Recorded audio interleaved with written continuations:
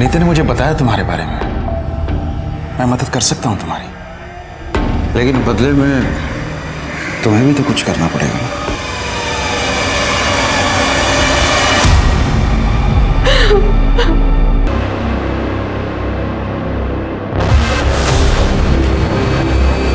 पापा,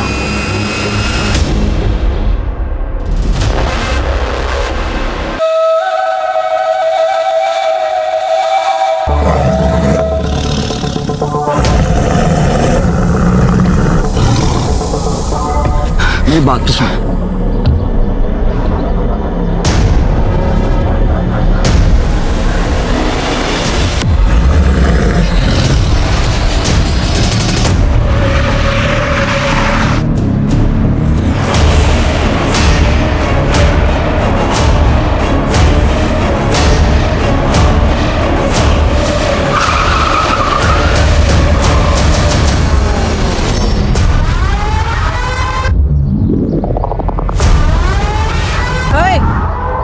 ऐसी हरकत करने की सोचना भी मत, वरना गाड़ी सीधे तेरे ऊपर चढ़ा दूंगी। चल निकल यहाँ से, ये हमारे दोनों के बीच का मामला है।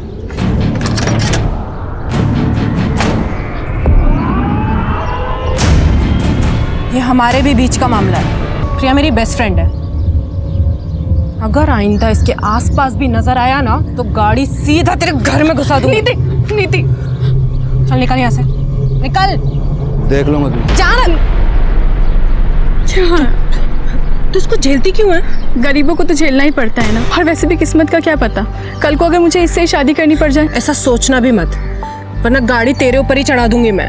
देख, अगर पैसे की प्रॉब्लम है ना तो तू मुझे बता दे, मैं पापा से बात कर लूंगी, तेरी कहीं ना कहीं जॉब लगवा देंगे वो तो अच्छा हुआ मेरा ड्राइवर आज गुटली मार गया, तो मुझे खुद डिलीवरी करने निकलना पड़ा। लड़की होके तू कंपनी चलाती है, डिलीवरी भी खुद ही देने जाती है, इतना सब कुछ तू कर कैसे लेती है? अरे हिम्मत हो तो सब कुछ पॉसिबल है, तू भी कर सकती है। चल तुझे घर छोड़ देती हूँ।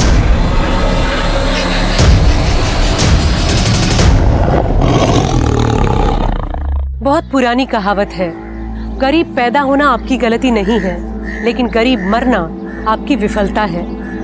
नमस्कार, मैं सोनाली कुलकर्णी आपका स्वागत करती हूँ क्राइम पेट्रोल के इस नए अध्याय में। आजादी के इतने सालों बाद आज भी गरीबी हमारे देश की सबसे बड़ी समस्याओं में से एक है। आज का हमारा एपिसोड भी ऐसे ही एक गरीबी और चाहत से जुड़े गुनाह की एक कहानी है। 21वीं सदी के 2 दशक बीत जाने के बाद आज भी लोग अपनी चाहत को हासिल करने के लिए शॉर्टकट्स ढूंढ रहे हैं। इच्छा रखना और उसे पाने के लिए कोशिश हमेशा करनी चाहिए, लेकिन फर्क तो सिर्फ इस बात का है कि आप किस माइंडसेट के साथ आगे बढ़ रहे हैं। अपने पापा को बुलाइए, मैं लड़कियों से बात नहीं करता, बताऊंगा उन्हें। आप ऐसे पुराने एम्प्लॉय को कंपनी से निकाल नहीं सकती। टेक ओवर के वक्त ये डील हुई थी। डील 3 साल पहले हुई थी हेमंत जी, अब कंपनी मैं संभालती हूँ। अगर कोई ड्राइवर महीने में आधे से ज्यादा दिन काम पर नहीं आएगा तो वो बाहर जाएगा, और अगर आगे से आपने ऐसे किसी इंसान का पक्ष लिया है ना तो आप भी बाहर जाएंगे। बहुत बड़ी गलती की है मेरे पापा ने जो आपको ये बिजनेस बेचा।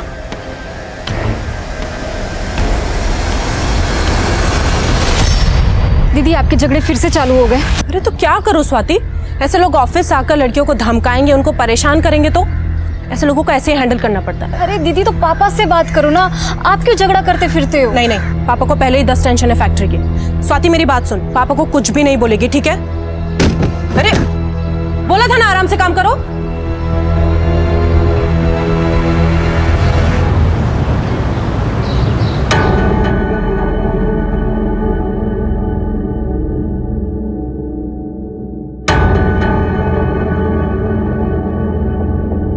नीति, ट्रांसपोर्ट ऑफिस में क्या हुआ है? और ये पुराने मालिक का लड़का क्यों आया था? पापा वो ऑफिस आकर अपनी पावर दिखा रहा था तो झाड़ दिया मैंने। बस गार्ड से पिटवाया नहीं? हाँ? क्या पापा, आप भी ना। अरे मेरा बच्चा, जो तुझे ठीक लगे ना वो कर, किसी से डरने की कोई जरूरत नहीं है। प्रॉफिट डबल कर दिया तूने बिजनेस का। बल्कि मैं तो ये सोच रहा था कि अपनी आयरन फैक्ट्री बंद करके तेरे साथ ट्रांसपोर्ट ऑफिस में बैठ जाता हूँ, बस एक बार तेरी शादी करो। पापा ये शादी अरे रुक ना बेटा, ये देख कुछ फोटोग्राफ्स आए, अरे देख तो सही, इनमें से तेरे बिजनेस के साथ किसी को कोई भी प्रॉब्लम नहीं है। ये लड़के वड़के देखना नहीं होता मुझसे, एंड आई नो आप मेरे लिए जो चुनोगे बेस्ट चुनोगे।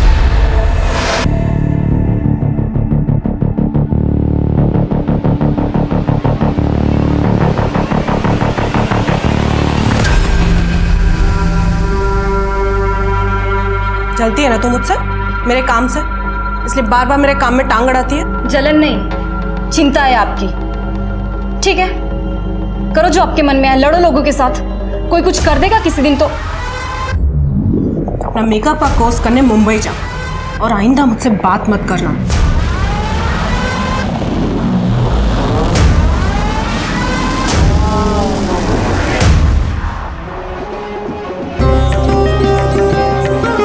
अरे स्वाति बेटा, नीति को जल्दी से ले आओ, शादी का मुहूर्त हो रहा है।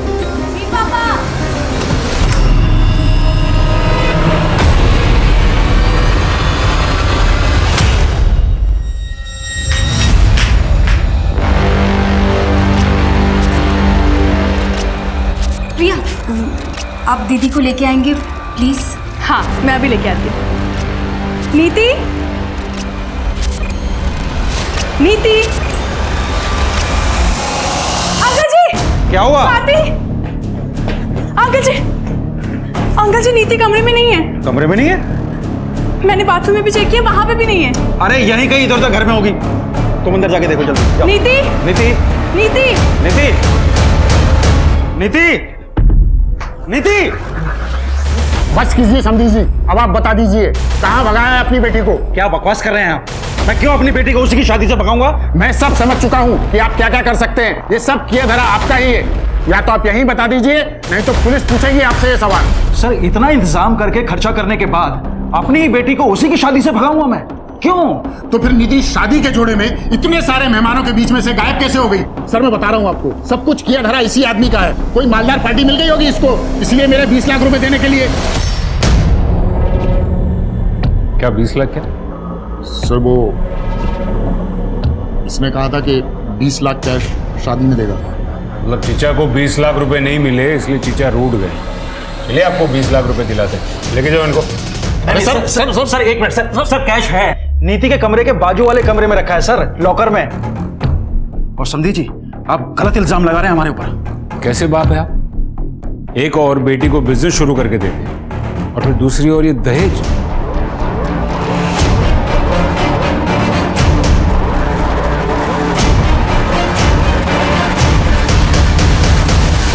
क्या लॉकर खुला है और पैसे गायब हैं? सर मैंने पैसे लॉकर में ही रखे थे सर, मुझे याद। बस कीजिए पापा, पैसों को छोड़िए अभी। दीदी इंपॉर्टेंट है ना अभी।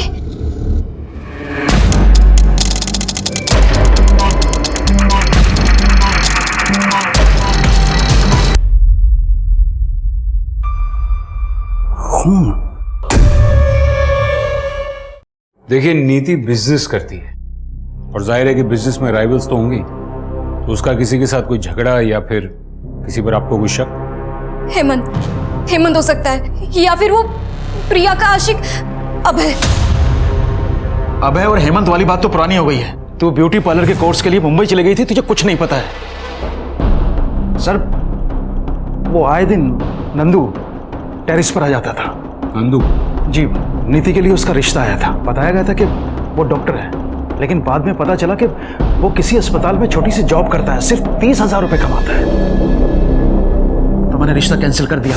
इसी बात को लेकर पूरी फैमिली झगड़ा करने आती थी, और खास करके वो नंदू। तो क्या करता? नीति के पापा उससे बात तक नहीं करने देते थे, इसीलिए एक दफा बात करने के लिए टेरेस के थ्रू गया था। लेकिन इसका ये मतलब नहीं होता ना कि मैं नीति को उठा कर लेके जाऊंगा। मेरे हॉस्पिटल में मेरे बारे में पूछताछ कर लीजिए। आज तक किसी के घर में डाका डालने की नौबत नहीं आई नंदेश शर्मा की। मैं नीति जितना नीच नहीं हूं सर कि बिजनेस के लिए इस हद तक गिर जाऊंगा। आप किसी से भी पूछ लीजिए, उस रात मैं अपने घर पे था, और ये जो उसकी हरकतें थी ना, ये तो होना ही था उसके साथ। हाँ, मैं गया था वहां पे। नीति के बगल में ही मेरे चाचा जी रहते हैं, उनकी लड़की का बर्थडे है आज, इसलिए गया था। अरे साहब, कुछ करना होता ना तो 6 महीने पहले कर देता। 6 महीने इंतजार क्यों करूंगा? वैसे भी मेरी और प्रिया की शादी होने वाली है। पर प्रिया तो तुम्हें पसंद ही नहीं करती है ना? साहब, प्रिया तो मुझे हमेशा से पसंद करती थी, और वो नीति है जो उसको मेरे खिलाफ भड़काती रहती है। एक नंबर की चालाक लड़की है।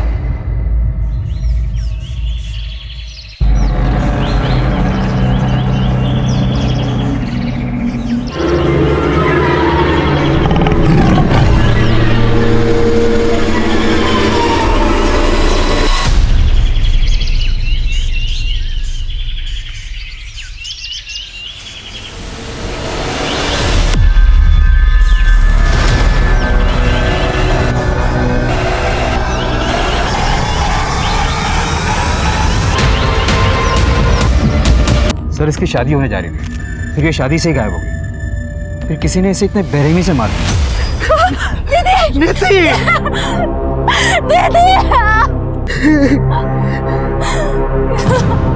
किसने किया? गहने कहाँ गए? सब 14-15 लाख से ऊपर के गहने थे।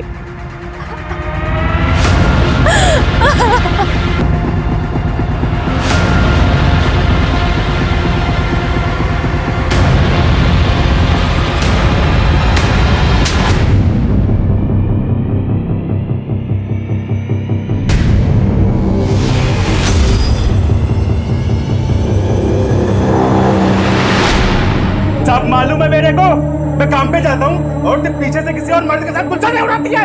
ये गाँव वालों की बातों पे भरोसा कर रहे हो? तुम मुझ पे शक कर रहे हो?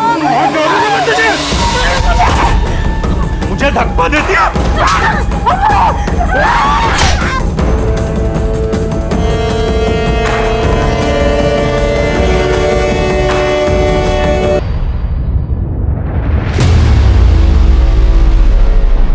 सर ये ब्रिजनाथ बहुत ही अजीब बात है। सामने बेटी की लाश पड़ी थी और उसके मुंह से सबसे पहले क्या निकला? गहना। पांडे, अगर ये ब्रिजनाथ अपनी ही बेटी नीति को प्लान करके गायब करता है तो फिर ये नीति की लाश? एक काम करो, ये ब्रिजनाथ का फोन मंगवा। एक मिनट बताइए बात क्या है? मुझे मिलने दीजिए साहब से। एक मिनट मैडम, बोलिए क्या बात है?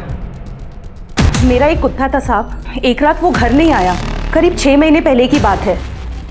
आपके कुत्ते का और नीति का क्या कनेक्शन? 3 दिन तक मैंने उसे पूरे शहर में ढूंढा, पर मिली उसकी लाश ठीक उसी जगह जहां आपको उस दुल्हन की लाश मिली थी, और ठीक उसी तरह चीर-फाड़ करी हुई जैसे उस दुल्हन की थी। मतलब आप ये कहना चाहती कि वो दुल्हन और आपके कुत्ते का कातिल एक ही इंसान है? एक ही है, पर इंसान नहीं, शेर।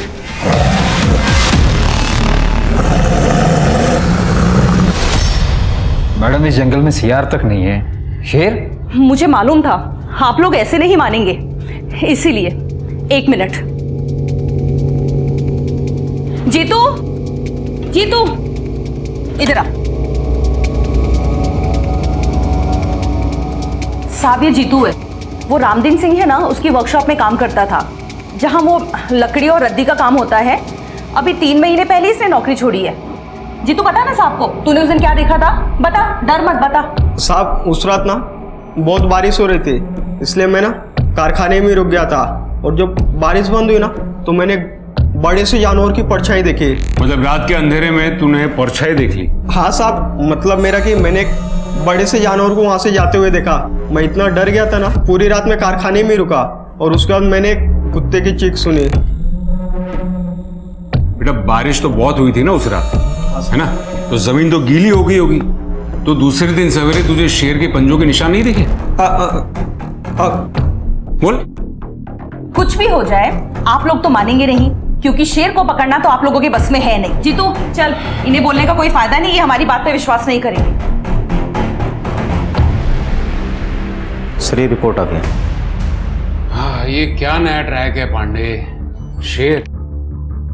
सर ये सरिता जी अकेली रहती हैं तो शायद मनगढ़ंत कहानियां बनाती होंगी। सर मेन प्रॉब्लम तो यहाँ है फॉरेंसिक रिपोर्ट में।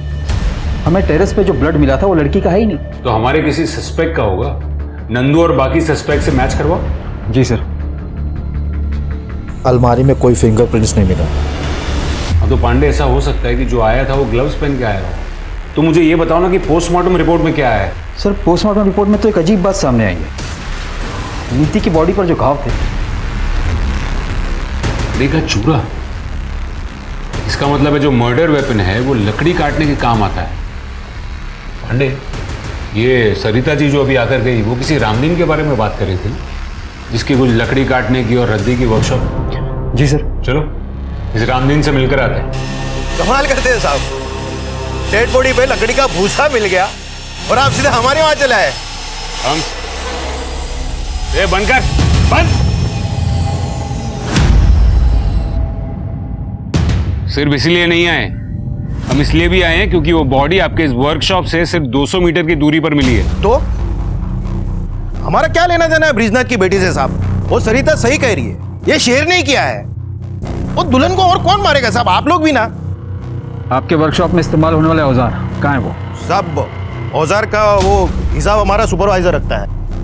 हेमंत, हेमंत साहब, हेमंत। हाँ सर। तुम? आप जानते हैं इसे? हाँ। तुम यहाँ क्या कर रहे हो? सुपरवाइजर की नौकरी कर रहा हूँ, और क्या कर रहा हूँ? उस नीति ने बर्बाद जो कर दिया मुझे।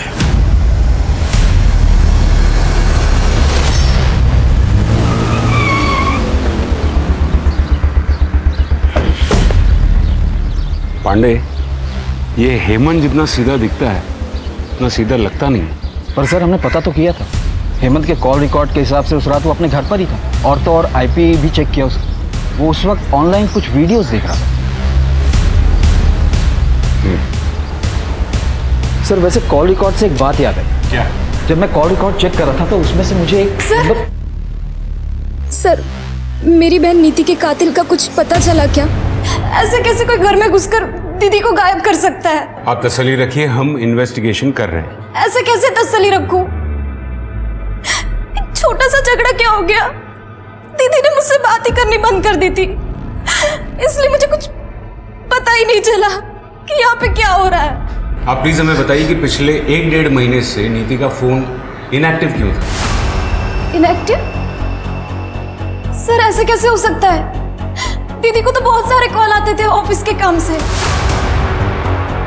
हमने उनके ऑफिस में भी पता किया, वो उस दौरान ऑफिस जाती ही नहीं थी। सर दीदी बीमारी तक में ऑफिस मिस नहीं करती थी। सर ये कॉल रिकॉर्ड आपको देखनी चाहिए। उस दिन अगर तुम अपना बर्थडे घर पर मना रहे थे तो तुम्हारे फोन की लोकेशन जंगल में क्यों दिखा रही थी? क्या सर सिर्फ उसी दिन का चेक किए?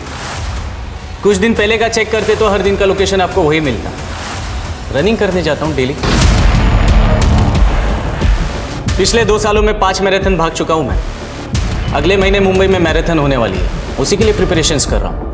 उस दिन हंगामे के बाद थोड़ा मूड ऑफ हो गया था, इसके लिए रनिंग करने निकल गया। देखो ये रनिंग, ये मैराथन, ये सब बकवास छोड़ो और सच सच बोलो। सर क्या प्रूफ है आपके पास कि मैं झूठ बोल रहा हूँ? अरे साहब से मिलना है यार। अरे रुको साहब, इस शहर में शेर घूम रहा है, हमें खबर मिली है। आप क्या कर रहे हैं साहब? क्या आप इंतजार कर रहे हैं कि हमें और हमारे बच्चे को खा जाए साहब? देखिए ये एक अफवाह है, जंगल में कोई शेर नहीं है। लेकिन सरिता जी अपने लोकल न्यूज चैनल पे बता रही है साहब कि शेर है। मैंने खुद सुनी थी शेर की दहाड़ उस दिन लकड़ी की वर्कशॉप के पास, पर पुलिस तो कभी ये मानेगी नहीं। सर अगर सच में ही शेर हुआ तो? कमाल कर रहे हो पांडे, मतलब 10 साल से शेर उस जंगल में है और अब अचानक उसे भूख लगी। पांडे मुझे टेंशन तो इन लोगों की हो रही है। आज तो जैसे तैसे भगा दिया, लेकिन डर फैल रहा है शहर में। पांडे अपने शहर में एक प्रोफेसर शेखर है, ये जंगल वगैरह में रिसर्च करते हैं। हाँ सर, उसे जंगल का चप्पा चप्पा पता है। उनको बुला के लेके आओ। शहर के लोगों को उनकी बात पर बहुत भरोसा है। अगर वो कहेंगे ना कि शेर नहीं है तो शायद लोग मान जाएंगे। जी सर।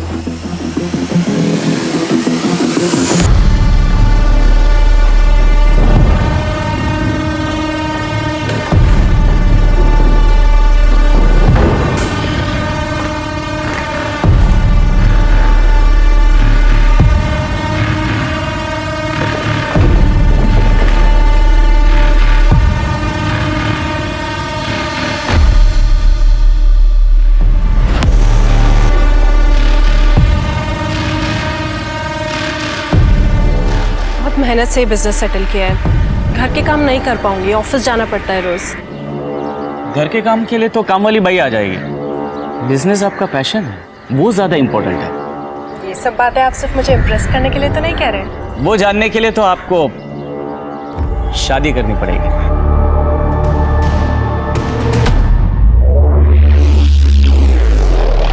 10 साल से चल रही है शेर की कहानी। एक सर्कस कंपनी आई थी, उनके पास शेर तो था नहीं, लेकिन उन्होंने पूरे शहर में ढिंडोरा पीट दिया कि शेर का खेल दिखाएंगे। और इवेंट वाले दिन उन्होंने कह दिया कि शेर जंगल में भाग गया। तब से लोगों को लगता है कि जंगल में शेर है। प्रोफेसर साहब, अगर जंगल में शेर नहीं है तो फिर ऐसा कौन सा जानवर है जो इंसान की जान ले सकता है? सर, ऐसा कुछ भी नहीं है। इतने सालों से मैं पेड़ों की गैर कानूनी कटाई के खिलाफ लड़ाई लड़ रहा हूँ और इसीलिए इस जंगल का चप्पा चप्पा जानता हूँ मैं। और जितना मैं लोगों को समझाने की कोशिश करता हूँ कि जंगल में कोई शेर नहीं है, उतना ही मेरी बुआ लोगों को आकर बोलती है कि इस जंगल में शेर है, शेर है। बुआ? हाँ सर, सरिता जी मेरी बुआ हैं। वो मेरी बात समझती ही नहीं है। लेकिन खैर, अगर आप कह रहे हैं तो मैं पूरी कोशिश करूँगा कि लोगों को समझा पाऊँ।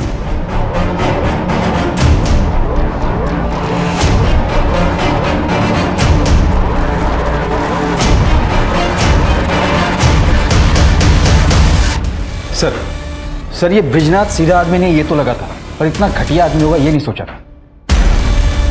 ये देखिए उसके फोन से क्या पड़ा।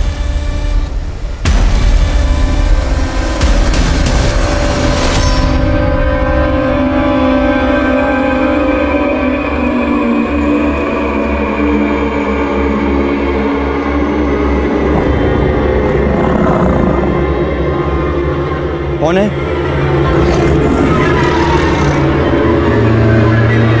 कौन है?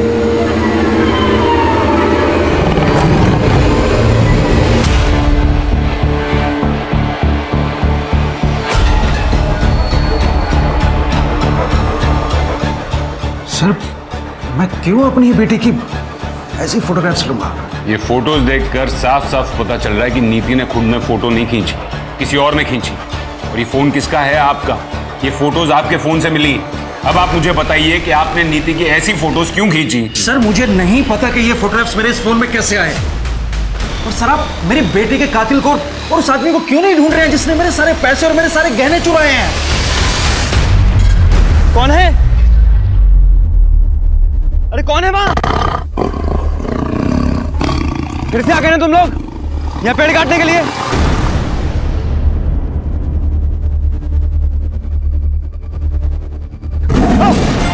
बचाओ!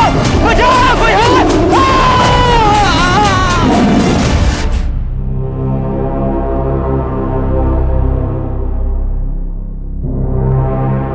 ऐसे क्या देख रही है? आपने सच में दीदी के साथ कुछ किया तो नहीं ना? शादी के कुछ हफ्ते पहले से दीदी का फोन क्यों बंद था?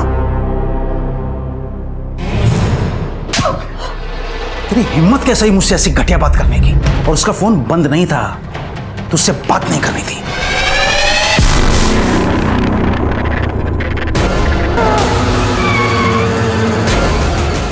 पांडे, ये ब्रिजनाथ के बारे में A to Z सब पता करो, पूरी कुंडली निकालो उसकी। जी सर। ये तो एकदम दुल्हन को जैसे मारा था ना, बिल्कुल वैसे ही मारा है।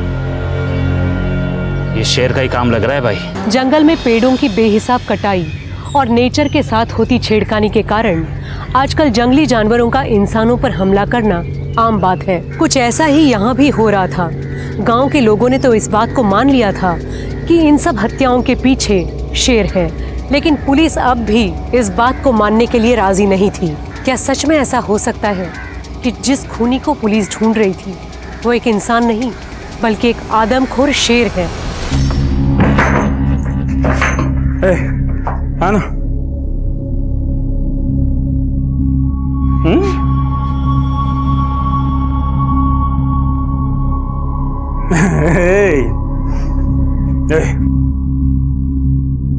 तेरे को बोला था ना, सब ठीक कर दूंगा मैं। एक बार फिर से अपना घर बस रहा है। ये तेरे माँ जैसी नहीं है, बहुत ख्याल रखेगी तेरा। हैं? चल जा बाहर खेल। हैं?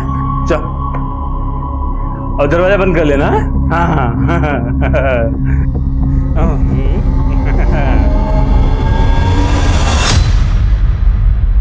सर, बॉडी की कंडीशन देख के तो लग रहा है कि यह किसी जंगली जानवर का काम है। देखिए डॉक्टर, मुझे आपसे ये शेर वाली कहानी नहीं सुननी। मुझे ये बताइए, अगर किसी इंसान ने मारा हो तो कैसे मारा होगा? तो सर, उसके लिए 2 हथियारों का इस्तेमाल एक ही साथ हुआ है। एक कुछ हथौड़ी जैसा और दूसरा धारदार औजार। ठीक है सर, दुल्हन की बॉडी पर से जेवर गायब थे।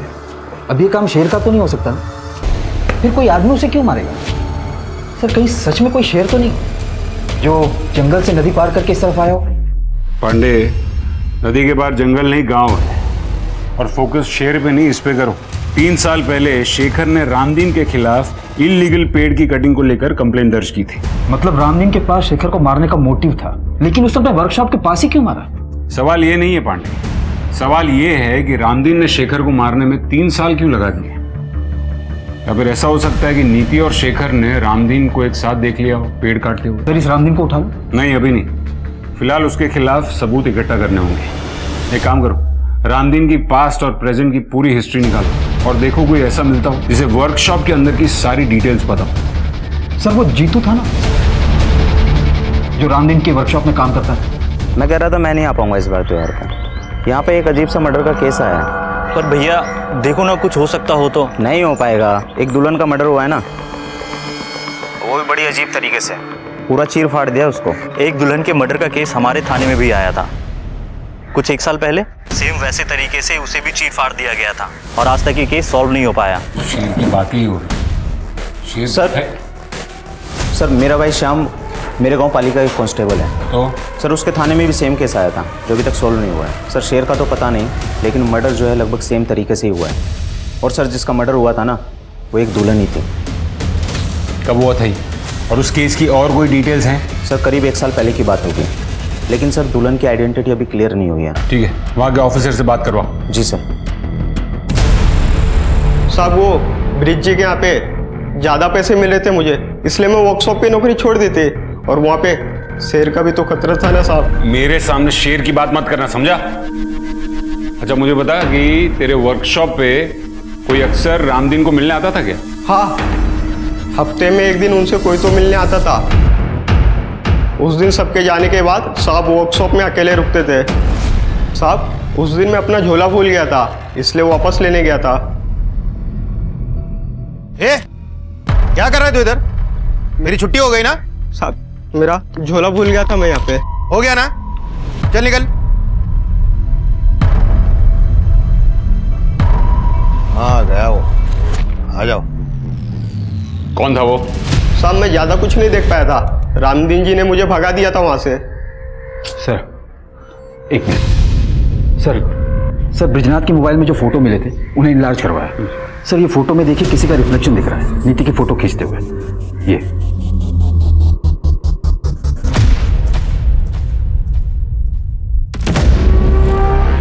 सर ये तो सुलभा है। सुलभा? हमारी नौकरानी।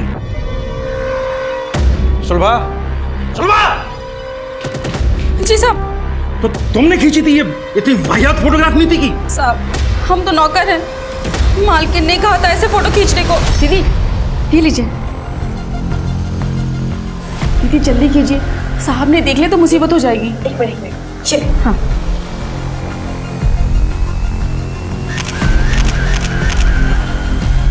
पर दीदी के पास खुद का अपना फोन था, तो पापा के फोन से क्यों खिंचवाएंगी?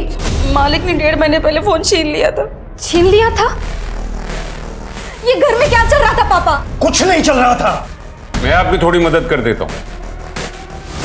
यहाँ आने से पहले हमने आपके सारे अकाउंट्स चेक किए। पिछले कुछ महीनों में क्रेडिट कार्ड से काफी शॉपिंग की है आपने। Fridge, TV, washing machine. अरे पर किसके लिए? घर में ऐसा कुछ नया तो आया नहीं है। आपके घर के लिए नहीं, इन सारी चीजों की डिलीवरी प्रिया के घर पे हुई थी। प्रिया नीति की दोस्त। अब आप कुछ बताएंगे या फिर बाकी की कहानी मैं प्रिया से पूछ लूं? क्या करती सर, घर में खाने तक को पैसे नहीं थे और फिर ब्रिज जी मुझे मिले। नीति ने मुझे बताया तुम्हारे बारे में। मैं मदद कर सकता हूं तुम्हारी, लेकिन बदले में तुम्हें भी तो कुछ करना पड़ेगा।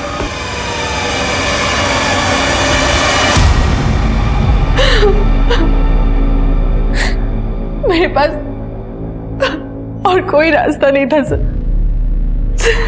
और नीति को ये बात कब पता चली?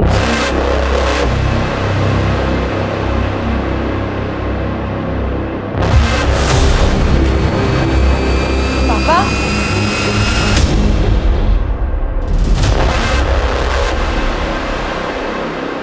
और जब नीति ने आपकी इस हरकत का विरोध किया तो आपने उससे उसका फोन छीन लिया, उसका ऑफिस जाना छुड़वा दिया। वो अपने बाप से बदतमीजी कैसे कर सकती थी? और बच्चों को संस्कार सिखाने के लिए ना ऐसे कदम उठाने पड़ते हैं। संस्कार नहीं, डर। इस बात का डर कि कहीं आपकी काली करतूत जमाने के सामने ना आ जाए। और आपको लगा होगा कि शादी के बाद तो आप नीति जैसी कॉन्फिडेंट लड़की को रोक नहीं पाओगे। तो पापा, आपने दीदी को इसलिए शादी वाले दिन भी आप सब प्रिपरेशन छोड़ के आधे घंटे के लिए कहीं चले गए थे, और आते ही आपने दीदी को बुलाने के लिए कहा था। फूल लाने के लिए गया था, पंडित जी ने अचानक से फूल लाने के लिए बोल दिया था। तो आपने अपनी प्रिया को कहा होगा कुछ करने के लिए। नहीं, ब्रिजी ने मुझे कुछ नहीं कहा था। नीति मुझसे नफरत करने लगी थी। कई बार तो उसने मुझे थप्पड़ भी मारा था, लेकिन मैंने उसे कुछ भी नहीं कहा और कहती थी किस मुंह से मुझसे ये सब कुछ और झेला नहीं जा रहा था, इसलिए मैंने अभय से शादी करने के लिए हाँ कह दिया। सर, वो गांव से ऑफिसर का फोन। हाँ जी, मुझे वो दुल्हन वाले मर्डर केस की डिटेल्स चाहिए थी। हाँ सर, एक फ़ोन मिला था उसके पास से, लेकिन वो बहुत ही डैमेज था और लॉक भी था। बहुत टाइम लग गया उसको ठीक करने में और अनलॉक करने में। अब करीब 1 साल के बाद अनलॉक हुआ तो पता चला कि वो यहीं गांव के पास ही रहती थी। दुल्हन की फैमिली का कहना था कि उस लड़की का किसी के साथ चक्कर चल रहा था, लेकिन किसके साथ वो हमें पता नहीं। Thank you very much. और कोई डिटेल्स मिले तो हमारे साथ शेयर कीजिएगा। Okay sir. मेरा पूरा परिवार बिखर गया। सर, प्लीज बता दीजिए कौन है मेरी दीदी का कातिल? पापा? देखिए, हमने पता लगाया आपके पिताजी वाकई में फूल लेने गए थे, तो फिर और कौन रह जाता है? नीति का बॉयफ्रेंड। बॉयफ्रेंड? नहीं सर, ये हो ही नहीं सकता। दीदी का फोकस सिर्फ बिजनेस पे ही था, और दीदी तो ये शादी से भी बहुत खुश थी। तो फिर एक जवान लड़की ऐसे फोटोज किसके लिए क्लिक करेगी? हमने फोन भी चेक किया, हमें कोई नंबर नहीं मिला। शायद वो इंटरनेट कॉलिंग से बात किया करती थी। और इस केस में ये पॉसिबल है कि घर से चोरी नीति ने या फिर नीति और उसके बॉयफ्रेंड ने मिलकर की थी। पैसे दीदी ने नहीं चुराए थे, मैंने चुराए थे। मुझे अपना ब्यूटी पार्लर खोलने के लिए पैसे चाहिए थे, और पापा को मुझ पे भरोसा ही नहीं था, और दीदी मुझसे बात ही नहीं कर रही थी।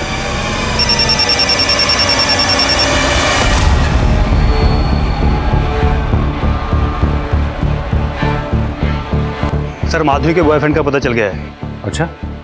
लेकिन वो भी मर चुका है। गांव के करीब 70 किलोमीटर दूर उसकी बॉडी मिली थी। उसका खून भी करीब उसी टाइम पे हुआ है जब माधुरी का खून हुआ था। खूनी ने दोनों को किसी तेजदार हथियार से चीर फाड़ दिया है। कमाल है, 3 खून और वो भी एक ही तरीके से। कोई सरफिरा खूनी घूम रहा है शहर में। मैं तुम्हें फोन करता हूँ। क्या हो रहा है यहाँ पर?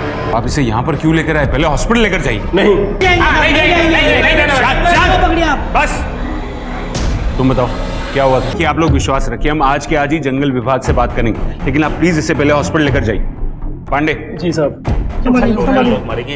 2-4 लोग गांव के मरेंगे नहीं ना जब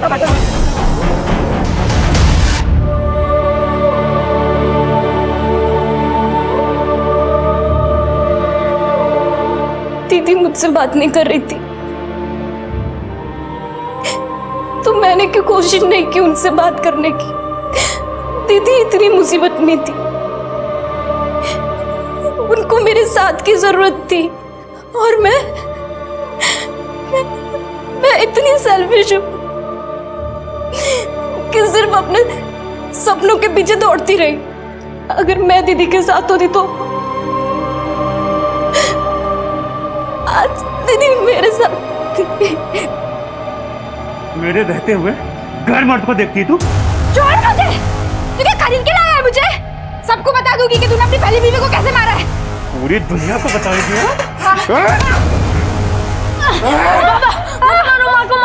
4 दिन हुए नहीं, इतना लगा हो गया। मैं तेरा बाप, दिन रात कोशिश करता हूँ सब कुछ ठीक हो जाए, और तू उसकी मदद कर रहा है। सर डॉक्टर ने बताया कि जीतू को किसी शेर ने नहीं बल्कि जंगली कुत्ते ने काटा था। मुझे पता था, वो घबरा गया इसलिए देख नहीं पाए। सर जब तक हम नीति और शेखर के कातिल को इनके सामने नहीं लाएंगे ये लोग हमारी बात नहीं मानने वाले। सर वो रामदीन के बारे में पता करने के लिए बोला था ना सर आप। सर पता लगा कि वो भी मेरे गांव पाली से है। एक बात और सर वो दुल्हन का जो मर्डर हुआ था उस केस की इन्वेस्टिगेशन से एक बात साफ जाहिर होती है, 6 साल पहले भी सेम तरह से मर्डर हुआ था सर वहाँ पर। किसका? वो भी एक दुल्हन थी क्या? नहीं सर, वो एक आदमी था। मतलब 6 साल पहले उस आदमी का खून उसी तरह हुआ था? मतलब एक सिरफिरा कातिल 6 साल से घूम रहा है, न जाने उसने कितने कत्ल किए होंगे। सर रामदीन हो सकता है। अच्छा जो मरे हैं उनकी फैमिली में और कौन कौन है? एक बेटा है सर। उस बेटे को ढूंढो, शायद उस बेटे ने उस खूनी को देखा हो। Hello police station, gold coin jewellers कहाँ से बोल रहा हूँ। हाँ जी बोलिए। आपने जो चोरी की हुई ज्वेलरी की फोटोज हमें भेजी थी उसमें से कोई एक मेरे यहाँ पे बेचने के लिए आया हुआ है। कस्टमर को मैंने बातों में लगा रखा है, अंदर बैठी हुई है। आप लोग थोड़ा जल्दी आइए, वैसे भी बच्ची है। वो नेकलेस मेरा नहीं है, वो नंदू भैया का है। नंदू भैया ने एक डब्बे में छुपा के रखा था, मैंने निकाल लिया। मुझे लगा कि मेरा बर्थडे का गिफ्ट है। मैंने कुछ नहीं किया सर, मैंने कुछ नहीं किया। सर क्यों मार रहे हो? सुनो ना सर। बहुत घुमा लिया पुलिस को, अब मुंह खोल और सच बता, कैसे भगाया नीति को, कैसे उठाया? बोल। बताता हूँ सर। सर मैंने नीति को नहीं उठाया सर, वो खुद आई थी मेरे पास। हम दोनों एक दूसरे से बहुत प्यार करते थे सर। मैंने कुछ नहीं किया सर, बिलीव मी। लेकिन जब उसके पापा ने मेरा और नीति का रिश्ता तोड़ दिया तब मैंने तो उम्मीद ही छोड़ दी थी। लेकिन एक दिन खुद नीति ने मुझे फ़ोन किया था, ये कुछ 3-4 महीने पहले, और उसी के बाद हम लोग छुप छुप कर मिलने लगे थे सर। और वो खुद अपने फोटो तुझे भेजती थी?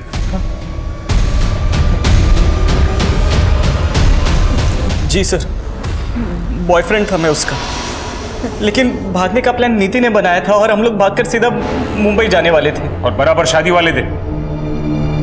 हाँ, मतलब नीति का ऐसा प्लान था कि शादी वाले दिन उसके पास ढेर सारे गहने होंगे तो मुंबई में हम लोग आराम से सेटल हो जाए। सारा नीति का आइडिया था, सब राजी खुशी हो। तो फिर टेरेस पर खून कहां से आया और वो जंगल के बाहर डेड बॉडी? जंगल में डेड बॉडी का तो नहीं पता सर, लेकिन वो टेरेस पे खून वाला प्लान मेरा था। हॉस्पिटल से मैं ब्लड सैंपल्स लेकर आया था और मेरे ही कहने पर नीति ने खुद वो ब्लड टेरेस पे डाला था सर। एक्चुअली मेरा और नीति का उस दिन जंगल में मिलने का प्लान था। नीति, अरे कहाँ हो यार तुम? नीति तो नहीं मिली, लेकिन उधर झाड़ियों में उसका पड़ा हुआ नेकलेस मिला सर।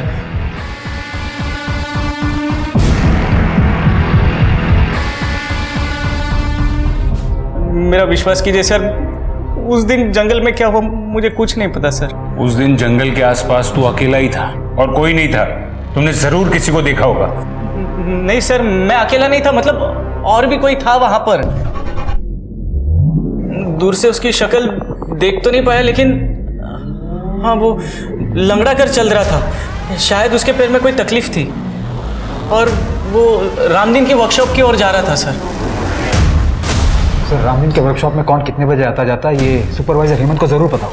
अच्छा, वो जिसके पाँव में दिक्कत है सर, वो तो टेम्पररी ड्राइवर था जिसे कुछ सामान लाने के लिए भेजा था। क्या नाम है उस ड्राइवर का? सर सुखबीर, जिसे उस नीति ने काम से निकाला था। मैंने कुछ नहीं किया सर, वो तो मेरी किस्मत ही खराब जो उस वक्त में फैक्ट्री गया था कुछ काम से।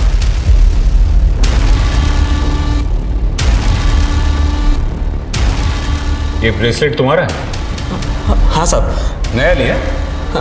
हाँ सर। पुराना कहाँ है? पुराना मैं दिखाता हूँ।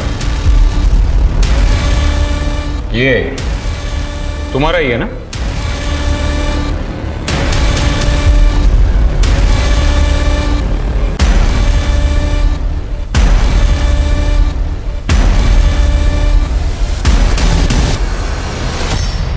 हाँ साहब, मेरा ही है। वो पुराना ढीला हो गया था ना, तो गिर गया होगा शायद। अच्छा, और वो भी वहीं पर गिरा जहां पर नीति की लाश मिली थी? भगवान की कसम साहब, उस वक्त कोई बॉडी नहीं थी वहां पे। हम गरीब छोटे लोग हैं ना साहब, इसलिए सब हमें ही परेशान करते। वहां बड़े लोग क्या नहीं करते, कोई कुछ नहीं बोलता उनको। वो रामदीन सिंह, हाँ गया वो, आ जाओ। वो औरत, उसको देखा मैंने उसके साथ, वो शेर शेर करते फिरती है ना शहर में, वही औरत। सरिता? हाँ हाँ वही सरिता। मतलब सरिता और रामदीन? मतलब पेड़ों की कटाई नहीं, आप दोनों के बीच जो रिश्ता है वो छुपाने की कोशिश कर रहे थे। नीति और शेखर ने आपको सरिता जी के साथ देख लिया था उससे, इसलिए आपने उन दोनों को। सर लेकिन एक बात समझ में नहीं आई, दूसरे शहर जाकर उस दुल्हन को और उसके बॉयफ्रेंड को क्यों मारा आपने? अरे साहब ये क्या कह रहे हैं आप सर, हमने किसी को भी नहीं मारा है साहब। जब तक सब कुछ सच सच नहीं बता देते तब तक यहां से बाहर जाने नहीं दूंगा मैं।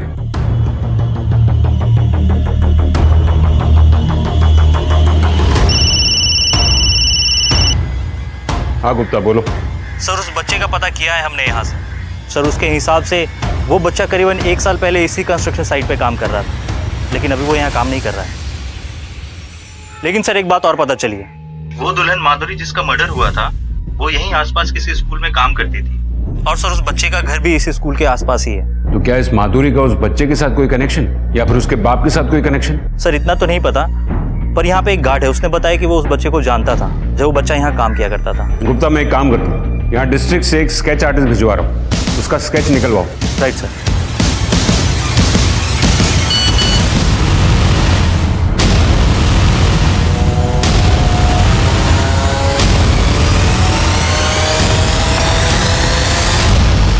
अरे साहब हमें क्यों बंद करके रखा, हमने कुछ नहीं किया साहब, हम कह रहे हैं ना साहब। एक बात बताओ, तुम्हारे वर्कशॉप में जो जो काम करते हैं या करते थे, उनमें से तुम्हारे गांव पाली से कौन था?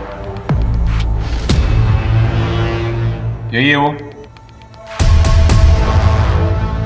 हाँ सर यही है वो।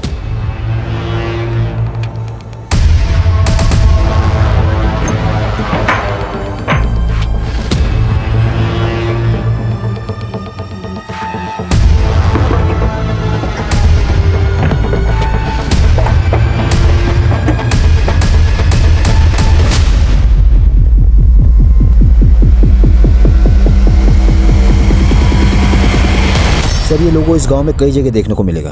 एक बाबा यहाँ का, उसी का ही लोगो है। चलिए मैं लेकर चलता हूँ आपको उस बाबा के घर।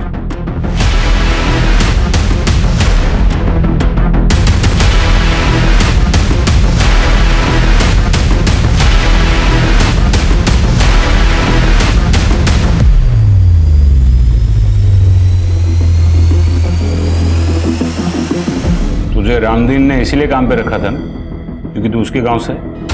हाँ रखा था तो साहब। और तुझे नौकरी सिर्फ इसीलिए करनी थी ना कि एक अच्छी सी लड़की से शादी करनी थी?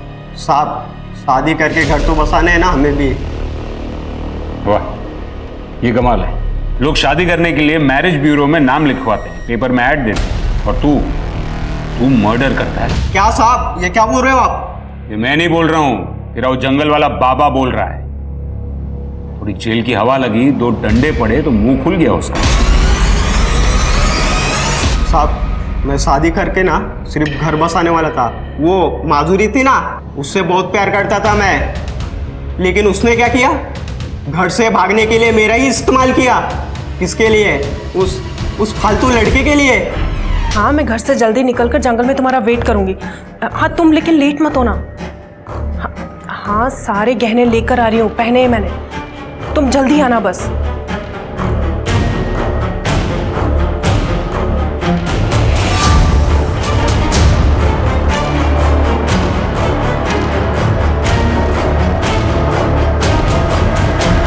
नीति ने क्या किया था, उसको क्यों मारा?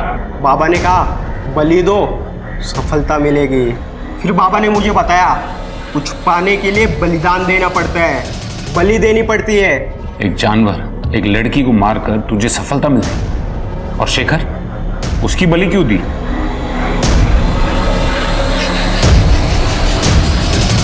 आओ वो शेखर अगर उस दिन बीच में ना आया होता ना तो हमारी प्रक्रिया पूरी हो जाती है। बे कौन है बे तू? और ये यहाँ क्या कर रहे हैं?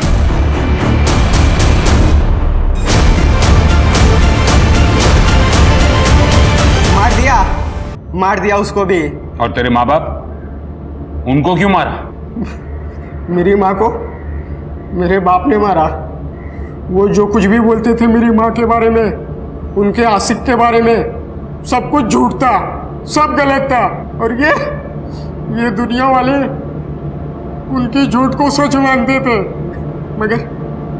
मगर मैं समझ गया था उस आदमी को, इसलिए मैंने उसको कुल्हाड़ी से मार दिया था। अब चिंता करने की कोई बात नहीं। बाबा ने मेरा शुद्धिकरण करवा दिया है। अब मैं शादी कर सकता हूँ, अपना घर बसा सकता हूँ। तेरा शुद्धिकरण तो बेटा अब हम करेंगे, और तेरा घर है ना, ये जेल में बसाएंगे। किसी चीज की बेहिसाब चाहत इंसान को गुनाह के रास्ते पर ले जा सकती है। चाहत पागलपन ना बने, इसके लिए हमें ये मालूम होना चाहिए कि हमें कब खुद को रोकना है। जीतू जैसे भोले और महत्वाकांक्षी इंसान की तलाश ऐसे ढोंगी बाबा को हमेशा होती है। वो उनके आसान टारगेट होते हैं। बाबा ने अपने लालच के लिए एक मासूम से बच्चे को एक बेरहम कातिल बना दिया। शादी करने के लिए उसके पागलपन का इस्तेमाल किया।